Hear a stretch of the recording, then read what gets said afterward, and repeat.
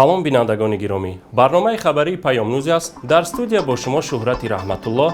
Сархати муҳимтарин хабарҳои рӯз. Тоҷикистон байни 200 кишвари ҷаҳон аз рӯи шумори истифодабарандагони интернет дар зинаи 114 қарор дорад. аз пайи поёнравии нархи нафт дар бозори ҷаҳонӣ қурби рубли русӣ ҳам сарозер шудааст. 2 нафар амниятии ҷинояткор боздошт шудаанд. тоҷикистон байни 200 кишвари ҷаҳон аз рӯи шумори истифодабарандагони интернет дар зинаи 114 қарор дорад. тибқи маълумоти нашрнамудаи сомонаи Internet Live Stats, дар соли 2016 дар тоҷикистон чизе бештар аз 1.6 миллион нафар аз интернет истифода мебурданд, ки 18.7% аҳолиро ташкил медиҳад. қайд шудааст, ки шумори истифодабарандагон назар ба як соли пеш 4.3% афзуда аст. дар садри ин ҷадвал Чин бо 721 миллион истифодабарандаи интернет қарор дорад. байни кишварҳои иттиҳоди давлатҳои мустақил Русия бо 102 миллион истифодабаранда дар ҷойи аввал ва Туркманистон дар ҷойи охир аст.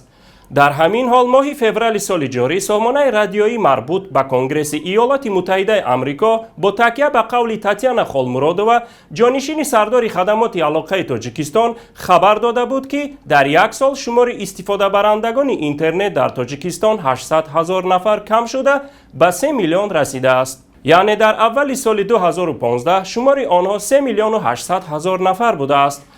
аммо дар ҷадвали нашрнамудаи сомонаи Internet Live Stats шумори истифодабарандагони интернет дар Тоҷикистон дар соли 2014 1 миллиону 450 ҳазору 942 нафар ва дар соли 2015 1 миллиону 297 ҳазору 903 нафар омадааст.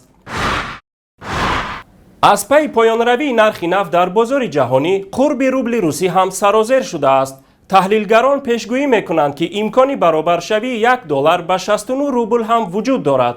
қурби доллар нисбати рубл дар биржаи Маскав аз 67 ҳам болотар рафт ва нуқтаи ниҳоияш 67.3 буд, ки аз нуқтаи ниҳоии дирӯза 68.5 копейк болотар буд ва дертар дар нишондиҳандаи 67.11 қарор гирифт. қурби евро ҳам нисбати рубл ба 77.75 копейк болотар хазида ба 74.53 расид, ки баландтарин нишондиҳанда аз 6 июн аст. дар ҳамин ҳол нархи нафт дар биржаи ICE атрофи $43 давр мезанад. ҳадди минималии тамғаи Brent барои таҳвили моҳи октябри соли 2016 то $42.92 поён рафт, ки аз ин нишондиҳандаи дирӯза 0.7% камтар аст.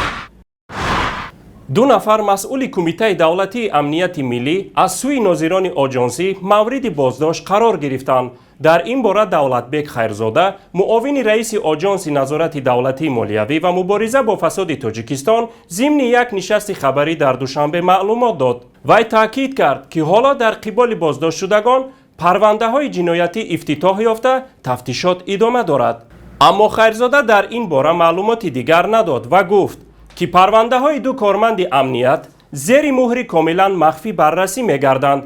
ҳақиқатан нисбати кормандони Кумитаи давлатии амнияти миллӣ парвандаи ҷиноятӣ оғоз карда шудааст. ҳозир тафтишот пешакӣ идома дорад ва пешбурди ин парвандаи ҷиноятӣ махфӣ мебошад ва то ба анҷом расидан ва ба сурди изҳол намудан сирри тафтишот мо ина паҳн кардем. ҳамчунин оҷонси назорати давлатии молиявӣ ва мубориза бо фасоди Тоҷикистон таъид накард, ки кормандони ин ниҳоди қудратӣ барои ришва ситонидан мавриди боздошт қарор гирифтаанд ё барои сӯистифода аз мақоми худ дастгир гардиданд.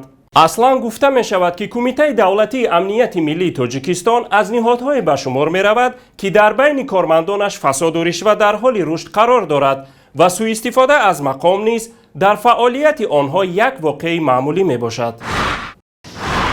дар натиҷаи боришоти шадид ва омадани сел дар ҷамоати деҳоти Понғоз ва деҳаи Даҳанаи ноҳияи Ашт 10-15 километр роҳҳои байни деҳот шуста шуда, 2 манзил, 5 автомошина ва як бинои чойхона қисман осеб диданд.